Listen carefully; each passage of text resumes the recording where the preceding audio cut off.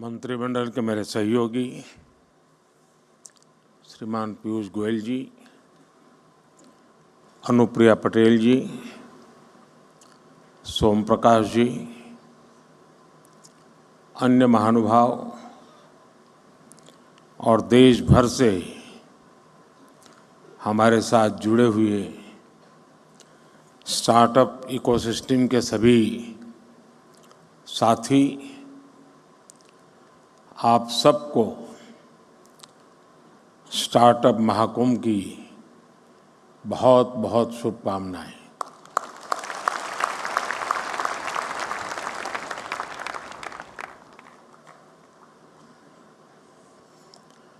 Startup launch तो बहुत लोग करते हैं,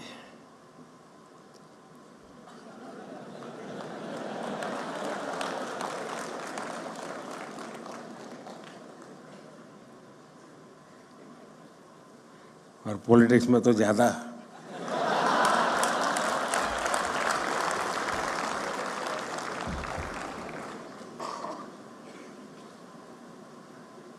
और बार बार लॉन्च करना पड़ता है।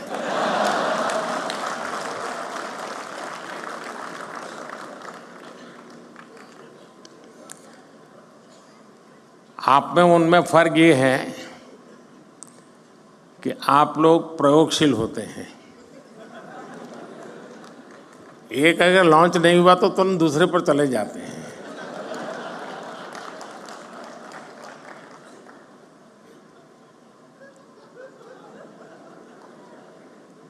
क्यों भाई, पीछे देर हो गई?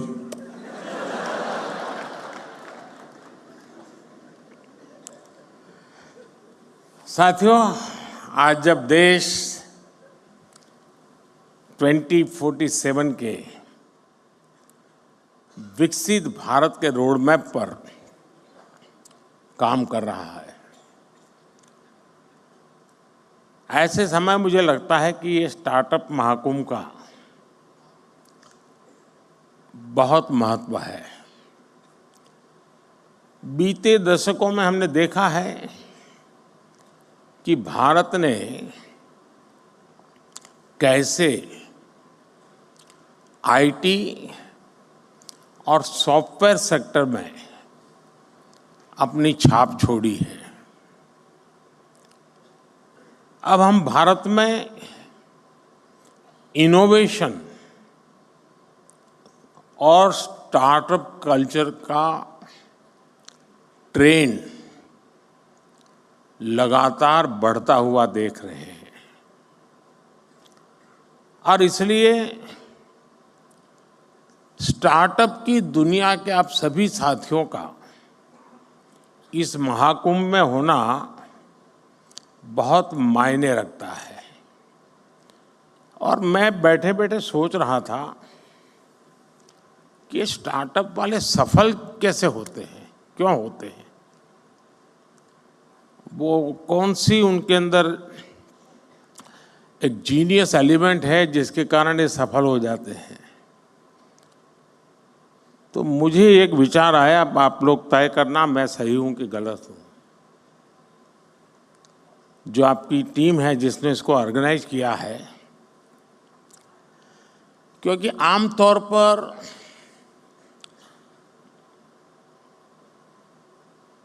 सार्वजनिक जीवन में, उद्योग जगत, व्यापार जगत में कोई भी निर्णय होता है तो उसका संबंध सरकार से होता ही है। और जब सरकार से होता है तो फिर थोड़ा 5 साल का टाइम टेबल रहता है।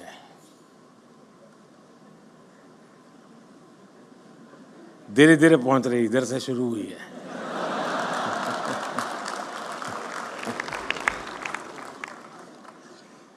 और इसलिए आमतौर पर जो व्यापारी मन होता है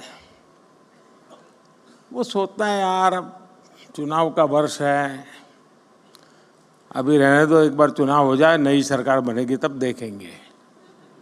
ऐसा ही होता है ना। लेकिन आप लोग, इलेक्शन डिक्लेयर हो चुका है, उसके बावजूद भी इतना बड़ा कार्यक्रम कर रहे हैं।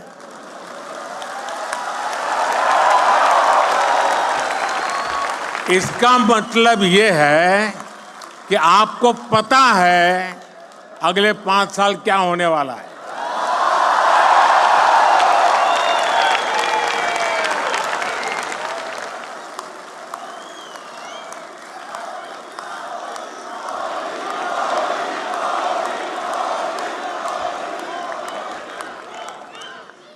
और मैं समझता हूं आपके अंदर ये जो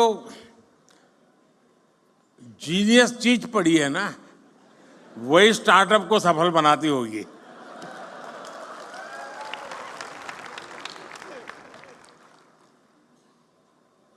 यहाँ investors, incubators, academicians, researchers, industry members, यानी एक प्रकार से सच्चे अर्थ में ये महाकुंभ है। यहाँ यंग एंटरप्रेन्योर्स भी हैं और फ्यूचर एंटरप्रेन्योर्स भी हैं। और जैसे आप में एक जीनियस टैलेंट है, मेरे में भी ये है, और इसमें मैं पहचान सकता हूँ, इसमें फ्यूचर एंटरप्रेन्योर मुझे दिखते हैं, मैं देख सकता हूँ।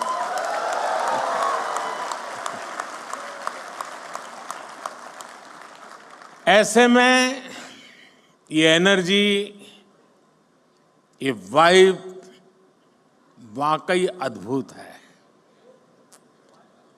जब मैं पोर्ट्स और एग्जीबिशन स्टॉल से गुजर रहा था तो ये वाइब मैं फील कर रहा था, और दूर कुछ लोग लगे थे, नारे भी लगा रहे थे, और हर कोई अपने इनोवेशन को बड़े गर्व के साथ दिखा रहा था। और यहां आकर किसी भी भारतीय को लगेगा कि आज के स्टार्टअप को नहीं, बल्कि कल के यूनिकॉर्न और डेकाकॉर्न को देख रहे हैं।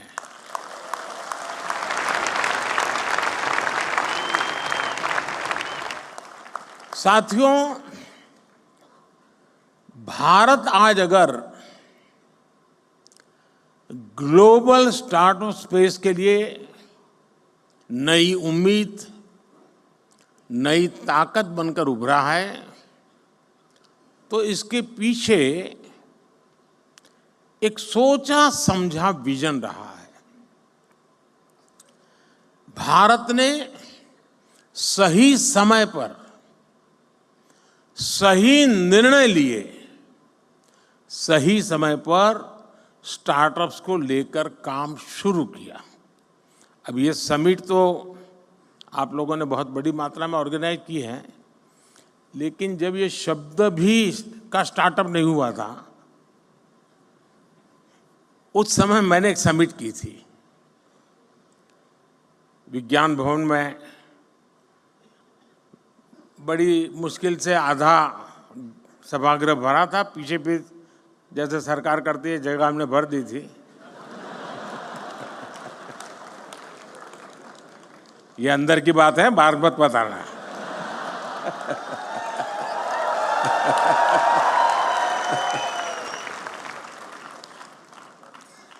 और उस समय देश में जो नए नए कुछ नौजवान, और मैंने startup India, stand up India, इसको लॉन्च करने की दिशा में मेरा प्रयास था, और मैं चाहता था कि उसको मैं एक आकर्षण पैदा करूं, यूथ में एक मैसेजिंग करूं।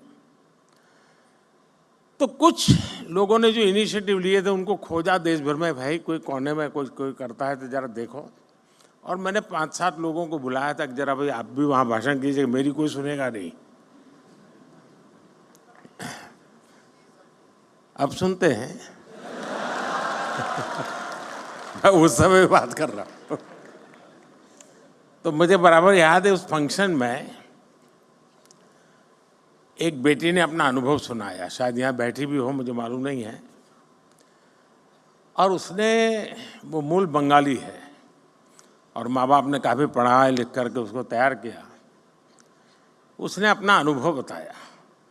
उसने कहा, मैं, उनकी माता पिता भी पढ़े लिखे हैं, तो बोले मैं घर गई तो मेरी माँ ने पूछा क्या कर रही हो बेटा, आप काफ़ी पढ़ लिख के आई थी। तो उसने कहा कि मैं स्टार्टअप शुरू करने जा रही हूँ। तो उसकी माँ ने कहा, वो बंगाली थे, सर्वनाश।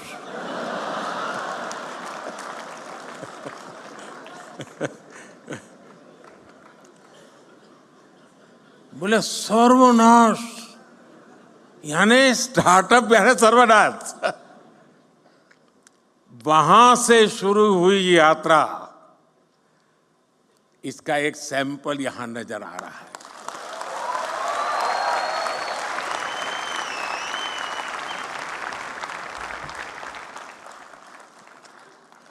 देश ने स्टार्टअप इंडिया अभियान के तहत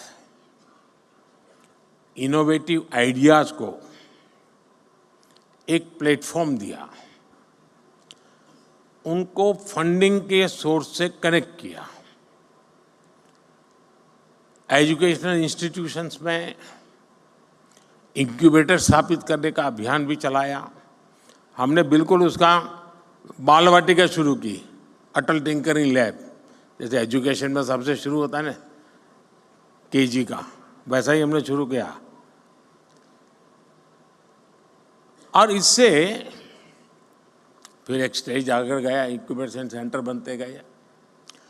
टियर 2, टियर 3 शहरों के नौजवानों के लिए भी अपने आइडियाज को इंक्यूबेट करने की सुविधा मिलने लगी। आज पूरा देश गर्व से कह सकता है कि हमारा स्टार्टअप इकोसिस्टम सिर्फ बड़े मेट्रो शहर तक सीमित नहीं है। और अभी छोटी सी फिल्म में भी दिखाया गया, ये देश के 600 से अधिक जिलों तक पहुंच चुका है। इसका मतलब है ये एक सामाजिक कल्चर बन गया है, और जब कोई सामाजिक कल्चर बन जाए तो फिर उसको रुकने का कोई कारण ही नहीं होता है। वो नई नई ऊंचाइयों को प्राप्त करता ही करता जाता है। भारत की स्टार्टअप क्रांति का नेतृत्व आज देश के छोटे शहरों के युवा कर रहे हैं।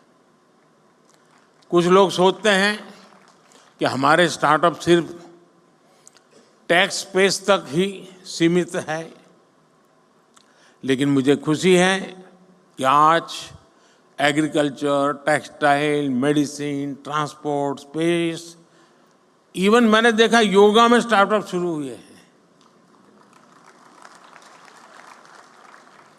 आयुर्वेद में स्टार्टअप शुरू हुआ है, और एक दो नहीं, मैं थोड़ा मैं रुचि लेता हूं तो देखता रहता हूं। 300, 400 की संख्या में है, और हर एक में एक से बढ़कर एक न कुछ नया है जी। कभी तो मुझे भी सोचना पड़ता है कि मैं योगा कर रहा हूं वो ठीक है कि स्टार्टअप वाला कह रहा है वो योगा ठीक है।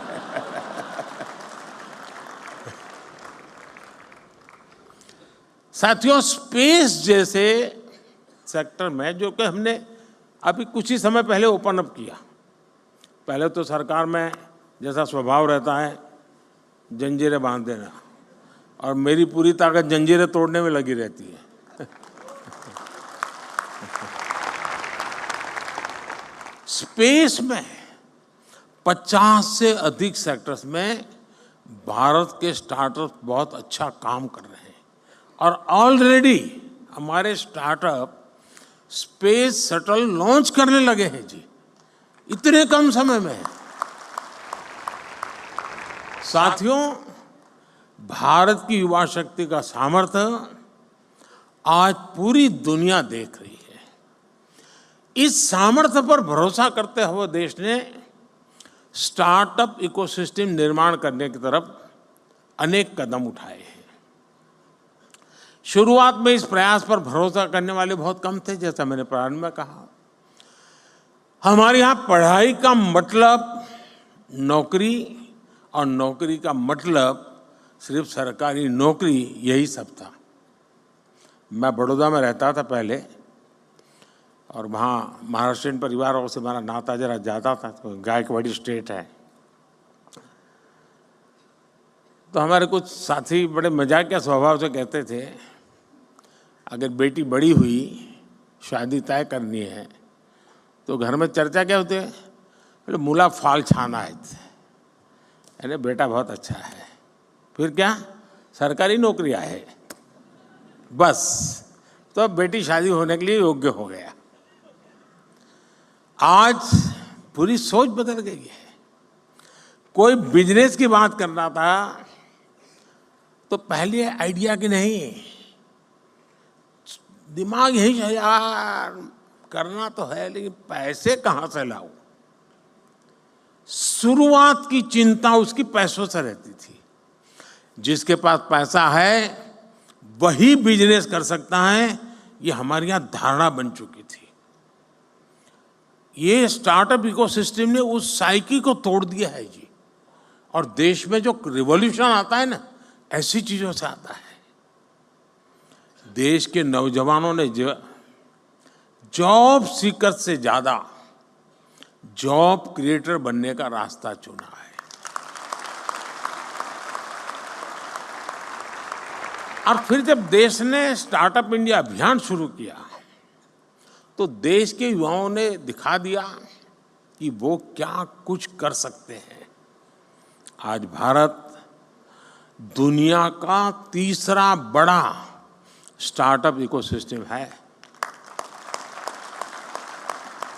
2014 में जहां देश में कुछ 100 स्टार्टअप भी नहीं थे, आज भारत में करीब 1.25 लाख रजिस्टर्ड स्टार्टअप्स हैं और इनसे करीब 12 लाख नौजवान सीधे तौर पर जुड़े हुए हैं। हमारे पास 110 से ज्यादा यूनिकॉर्न्स हैं। हमारे स्टार्टअप्स ने लगभग 12,000 पैटेंट्स फाइल किए हैं और बहुत सारे स्टार्टअप्स ऐसे हैं जो अभी तक वो पेटेंट के महत्व नहीं समझे हैं। मैं अभी भी मिल के आया, मैंने पहला ही पूछा, मैंने कहा पेटेंट हुआ गया? नहीं, बोले प्रोसेस में है। मेरा आप सबसे आग्रह है उस काम को साथ साथ चालू ही कर दीजिए, क्योंकि आज दुनिया इतनी तेजी से बदल रही है, पता नहीं कौन कहां हाथ मार ले।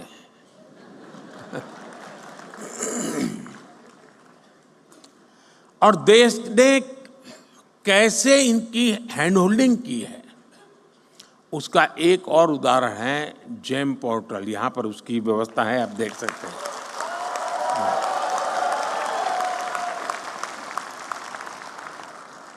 आज ये स्टार्टअप सिर्फ जेम पोर्टल पर ही करीब 20,000 करोड़ रुपए से ज्यादा का कारोबार कर चुके हैं। यानी सरकार ने एक प्लेटफॉर्म बनाया, आप वहां पहुंचे और इतने कम समय में 20-22 साल की आयु के नौजवान 20,000 करोड़ का कारोबार कर ले प्लेटफॉर्म पर। ये बहुत बड़ी बात है जी।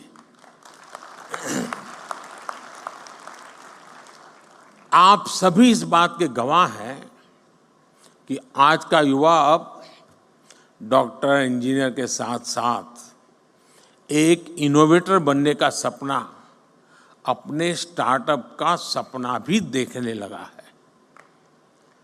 ये मैं समझता हूं उसके पास जो टैलेंट है या जो उसकी ट्रेनिंग है, स्टार्टअप के माध्यम से वो एक नए क्षेत्र में प्रवेश कर रहा है। आज मैं देखता हूं कि कैसे युवा अपने स्टार्टअप के दम पर अलग अलग सेक्टर्स में छाए हुए हैं। और मुझे तो पक्का विश्वास है कि 2019 का जब चुनाव आएगा ना, उस समय कम से कम 1,000 स्टार्टअप ऐसे होंगे जो इसकी सेवाएं पॉलिटिकल पार्टियां लेती होंगी। वो ऐसे ऐसे चीजें लेकर के आएंगे और उसको भी लगेगा हाँ यार, इस तरीके से पहुंच रहा अच्छा है, ये सरल रास्ता है। यानी कहने का मेरा तात्पर्य है कि हर क्षेत्र में, चाहे वो सेवा का क्षेत्र हो, कम्युनिकेशन का क्षेत्र हो, नौजवान नए आइडिया लेकर के आते हैं। कम से कम रिक्वायरमेंट के साथ वो परफॉर्म करने लग जाते हैं। और मैं मानता हूं इसी ने इसकी ताकत बहुत बढ़ाई है। मैंने देखा आज जो ट्रेडिशनल खान पान की चीज़ें हैं उसमें बिजनेस में आगे बढ़ रहा है। कोई मेडिकल के इक्विपमेंट इस प्रकार से बना रहे हैं कि भाई आपको आसानी से आप अपना देख सकते हैं। यानी कोई सोशल मीडिया के ग्लोबल जायंट्स से मुकाबला करने की तैयारी कर रहा है। यही सपने हैं, यही स्पिरिट है, यही शक्ति है। इसीलिए लोग कहते हैं मैं इसे नष्ट करूंगा।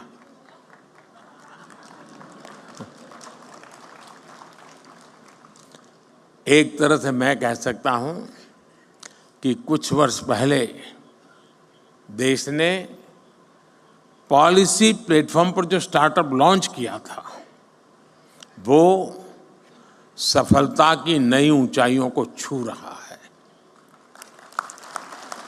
साथियों, स्टार्टअप्स को देश के डिजिटल इंडिया अभियान से जो मदद मिली है, और मैं मानता हूं कि यूनिवर्सिटीज ने इसे केस स्टडी के रूप में स्टडी करना चाहिए। वो अपने आप में एक बहुत बड़ा इंस्पिरेशन है। हमारे फिनटेक स्टार्टअप्स को यूपीआई से बहुत बड़ी मदद मिली है। भारत में ऐसे इनोवेटिव प्रोडक्ट्स और सर्विसेज तैयार हुई हैं जिससे देश के हर कोने में डिजिटल सुविधाओं का विस्तार हुआ है। और साथियों, आपको अंदाज नहीं है कि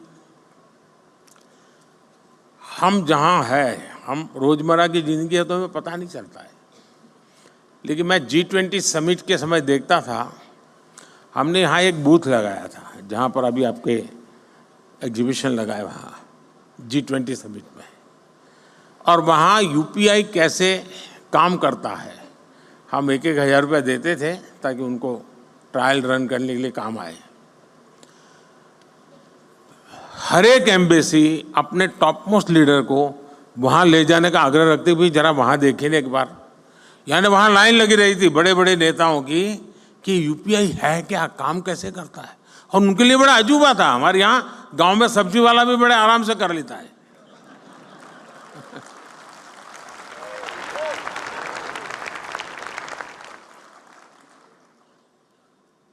साथियों, इससे फाइनेंशियल इंक्लूजन को बल मिला है। रूरल और अर्बन डिवाइड को देश कम कर पाया है। और दुनिया में शुरू में इसकी चिंता थी। जब डिजिटल प्रोग्रेस होने लगा तो हैव्स एंड हैव नॉट्स वाली थियरी इसके साथ जुड़ गई थी। सोशल डिवाइड की बात हो रही थी। भारत ने टेक्नोलॉजी को डेमोक्रेटाइज कर दिया है और इसलिए हैव्स एंड हैव नॉट्स वाली थियरी मेरे यहाँ चल नहीं सकती है। मेरे यहाँ सबके लिए सब कुछ है। आज एग्रीकल्चर हो, एजुकेशन हो, हेल्थ हो, इनमें स्टार्टअप्स के लिए नई संभावनाएं बन रही है। मुझे इस बात की भी खुशी है कि हमारे 45% से ज्यादा स्टार्टअप्स 45% से ज्यादा स्टार्टअप्स इसका नेतृत्व महिलाएं कर रही है, नारी शक्ति कर रही है।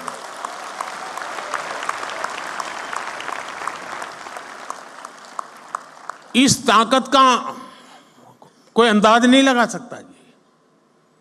ये पूरा एडिशनल बेनिफिट है देश को।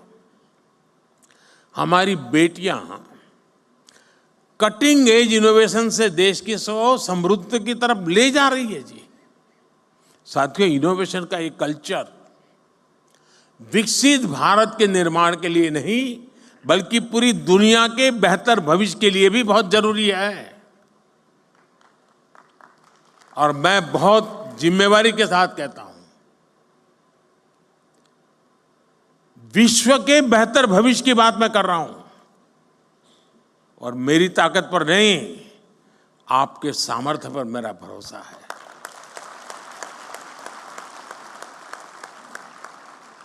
भारत ने अपना ये विजन अपनी G20 प्रेसिडेंसी के दौरान स्पष्ट किया है। इसी प्रीमाइसिस में G20 समिट हुई। विश्व के सभी बड़े नेता कोविड के बाहर दुनिया को कहाँ ले जाना इसके लिए खड़े बैठे थे, और इसी मंडप पे मेरा देश का यंग माइंड बैठा है जो 2047 तक जाने का रास्ता तय करने वाला है।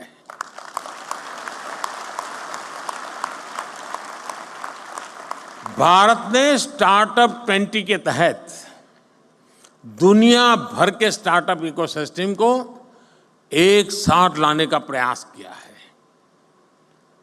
इसी भारत मंडप में G20 के दिल्ली डिक्लेरेशन में पहली बार स्टार्टअप्स को न सिर्फ इंक्लूड किया गया बल्कि उन्हें नेचुरल इंजन ऑफ ग्रोथ भी माना गया। मैं जरूर कहूंगा कि आप G20 का ये डॉक्यूमेंट जरूर देखें आप, यानी किस लेवल पर हम चीज को ले गए हैं। अब हम AI टेक्नोलॉजी से जुड़े एक नए युग में है और आज दुनिया इस बात को मान के चलती है कि AI मतलब इंडिया का अपर हैंड रहने वाला है जी, ये दुनिया मान के चल रही है। अब हमारा काम है मौका नहीं छोड़ना है, और मैं काफी मदद ले रहा हूं ये AI की आजकल, क्योंकि मुझे मालूम है मुझे इलेक्शन कैंपेन में लैंग्वेज की सीमाएं आती है, तो मैं AI की मदद से तमिल में भी मेरी बात पहुंचा रहा हूं, तेलुगु में पहुंचा रहा हूं, उड़िया में पहुंचा रहा हूं।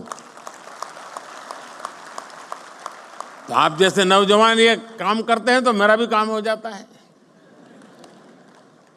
पहले मैं देख रहा था कोई मुझे मिलता था तो एक जमाना था पहले ऑटोग्राफ मांगते थे, धीरे धीरे फोटोग्राफ मांगने लगे, अब सेल्फी मांगने लगे, अब तीनों मांग रहे, सेल्फी चाहिए, फोटोग्राफ चाहिए, ऑटोग्राफ चाहिए।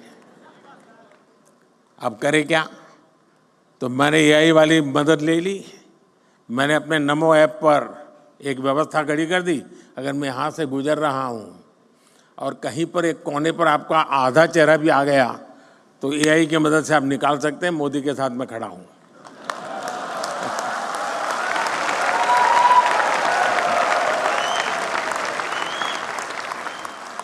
आप लोग नमो ऐप पर जाएंगे तो फोटो बूथ है, वहां से आपको फोटो मिल जाएगी आपकी।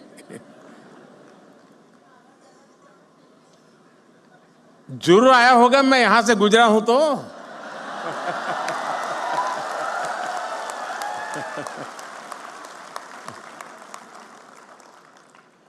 साथियों, इसलिए भारत के यंग इनोवेटर्स के लिए और ग्लोबल इन्वेस्टर्स के लिए AI एक ऐसा क्षेत्र अनगिनत नए अवसर लेकर के आया है।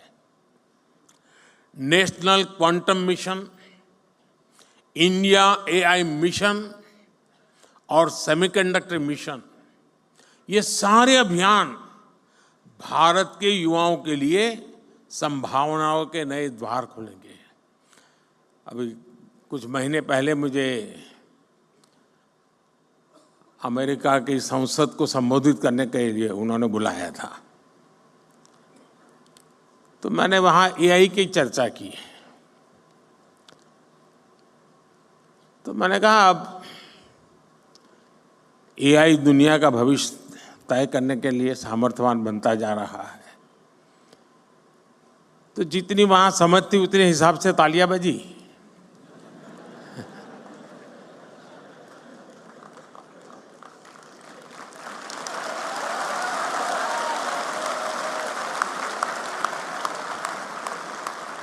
फिर मैंने कहा कि मेरा AI का मतलब है America India.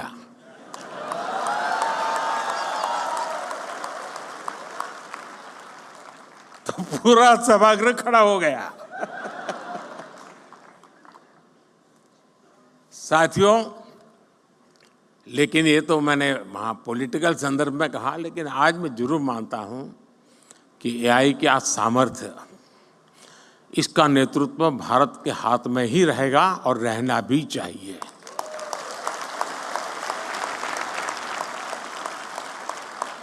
Indian solutions for global applications की भावना मुझे पक्का विश्वास है बहुत बड़ी मदद करेगी।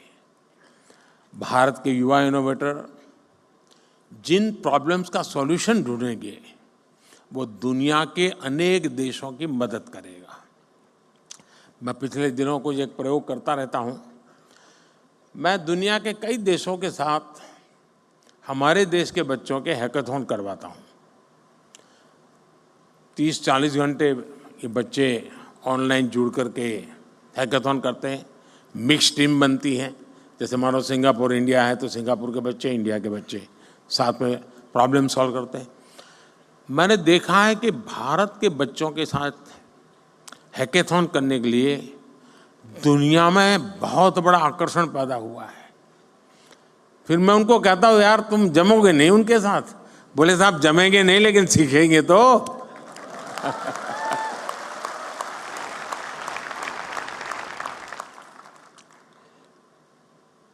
दोस्तों, भारत में जो इनोवेशन ट्राइड और टेस्टेड होगा वो दुनिया की हर ज्योग्राफी और डेमोग्राफी में सक्सेसफुल होगा, क्योंकि हमारे यहां सब नमूने हैं। यहाँ रेगिस्तान भी मिलेगा, यहाँ बाढ़ वाला इलाके भी मिलेगा, यहाँ पर मीडियम पानी वाला भी है, यानी हर प्रकार की चीज आपको एक ही जगह पे सब मौजूद है जी। और इसलिए यहाँ जो सक्सेस हुआ वो दुनिया में कहीं पर भी सक्सेस हो सकता है। साथियों, भारत लगातार इस विषय में फॉरवर्ड प्लानिंग करते हुए चल रहा है।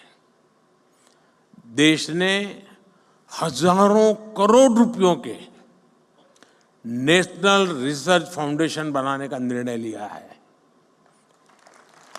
थोड़े समय पहले इसका निर्णय आपने देखा होगा। और इंटरिम जो बजट हमने रखा था, हमारे देश में कुछ चीज़ों की चर्चा करने के लिए लोगों को फुर्सत नहीं है, क्योंकि फालतू चीज़ों में उनका टाइम बहुत जाता है। इस इंटरिम बजट में, क्योंकि पूरा बजट तो अभी जब मैं दोबारा आऊँगा तब आएगा,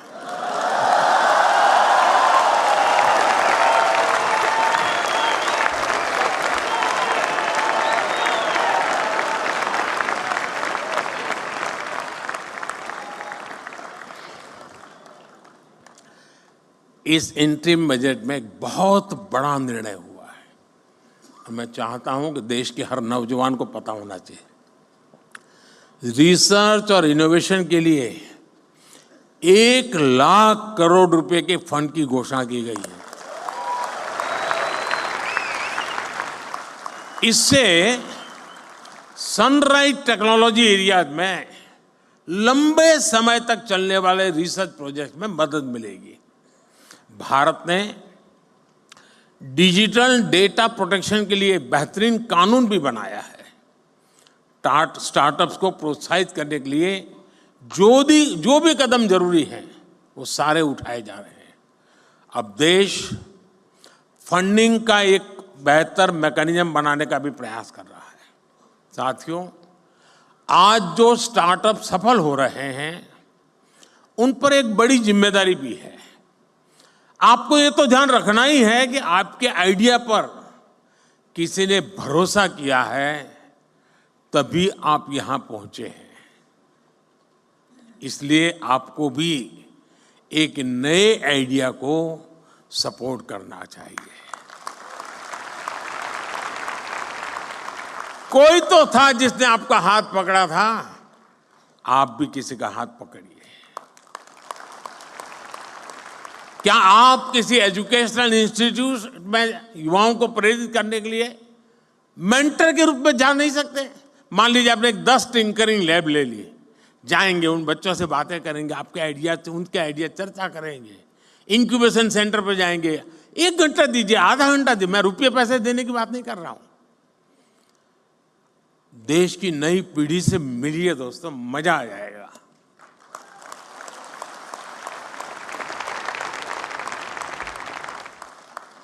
आप कॉलेजों में, यूनिवर्सिटीज में स्टूडेंट से मिल करके उन्हें गाइड कर सकते हैं, क्योंकि आपके पास कहने को एक सक्सेस स्टोरी है। उसको सुनने के लिए युवा मन तैयार है, आपने खुद को साबित किया है। अब आपको दूसरे नौजवानों को दिशा दिखानी है। देश हर कदम आपके साथ है। मैं यहां दो और भी बात कहना चाहता हूं। ये जो मैं सरकार में काम करता हूं, थोड़ा अंदर की बात बताता हूं, मीडिया में नहीं जानी चाहिए।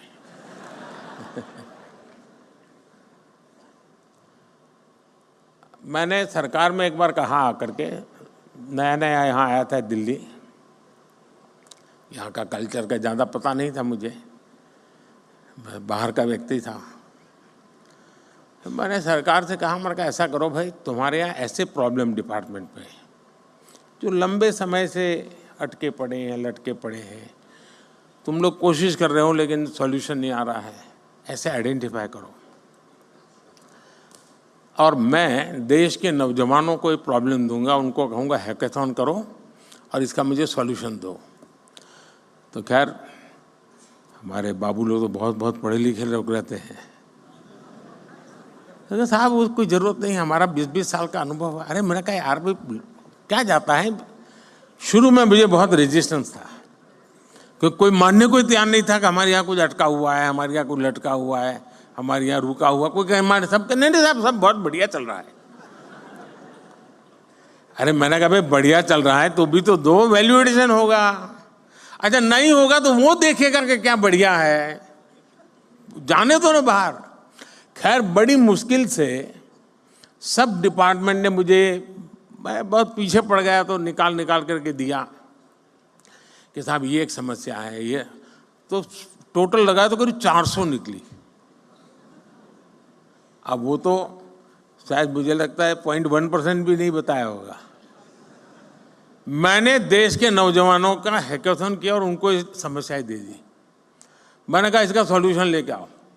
आप हैरान हो जाएंगे जी, इतने बढ़िया सॉल्यूशन दिए उन्होंने, वे आउट दिए उन्होंने, और करीब 70-80% आइडियाज उन बच्चों के सरकार ने अडॉप्ट कर लिए। फिर स्थिति ये बनी कि हमारे डिपार्टमेंट मुझे पूछने लगे, साहब इस साल हैकेथॉन कब होगा, क्योंकि उनको लगा कि भाई ये सॉल्यूशन तो यहीं पर मिलेगा। यानी कहने का तात्पर्य है कि इनके पास जब मिलते हैं बच्चे, बैठते हैं, बहुत चीजें निकाल के लाते हैं। और ये 18, 20, 22 साल के नौजवान है जी। मैं कहूँगा ये जो हमारे बिजनेस के जो CII है, फीकी है, एसोचैम है, मैं उनको कहता हूँ कि वो अपनी अपनी इंडस्ट्री के प्रॉब्लम आइडेंटिफाई करें। प्रॉब्लम आइडेंटिफाई करके वे ये स्टार्टअप वालों का हैकेथॉन करें और उनको प्रॉब्लम दे। मैं पक्का मानता हूं ये बहुत बढ़िया सॉल्यूशन ला करके देंगे आपको। उसी प्रकार से मैं MSMEs के लोगों को कहूंगा कि आप अपने प्रॉब्लम्स निकालिए। टेक्निकल हर्डल्स होंगे, समय बहुत ज़्यादा होगा, स्मूथनेस नहीं होगी मैन्युफैक्चरिंग में, डिफेक्टिव प्रोडक्शन होता होगा, बहुत सी चीज़ें होंगी। आप देश के स्टूडेंट्स के पास जाइए, उनका हैकेथॉन आप ऑर्गेनाइज, MSMEs के लोग खुद, और सरकार को कहीं मत में रखिए।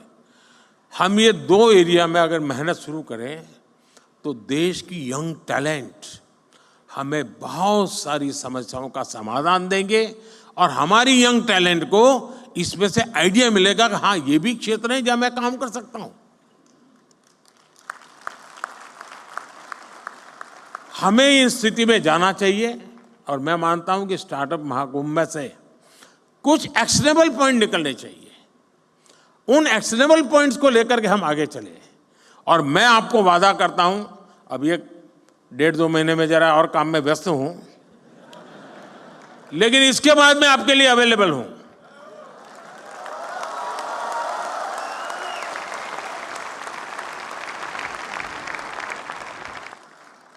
मैं यही चाहूंगा कि आप आगे बढ़े, नए स्टार्टअप बनाएं खुद की भी मदद करें, दूसरों की मदद करें। आप इनोवेशन जारी रखें, इनोवेटर्स को अपना सहयोग जारी रखें। आपके एस्पिरेशंस ही भारत के एस्पिरेशंस है। भारत को 11वें नंबर से 5वें नंबर की इकोनॉमी बना दिया, और इसमें बहुत बड़ी भूमिका मेरे देश के नौजवानों की है, आपकी है। अब भारत को, और मैंने हिंदुस्तान को गारंटी दी है कि मेरे तीसरे टर्म में मैं देश को दुनिया की तीसरी इकोनॉमी बना करके रहूंगा।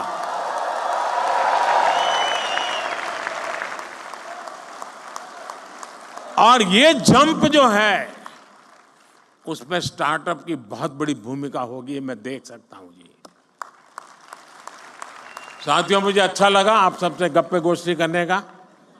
आप सब नौजवानों से आपका उत्साह, उमंग मेरे में भी एक नई ऊर्जा भर देता है। बहुत बहुत शुभकामनाएं, बहुत बहुत धन्यवाद।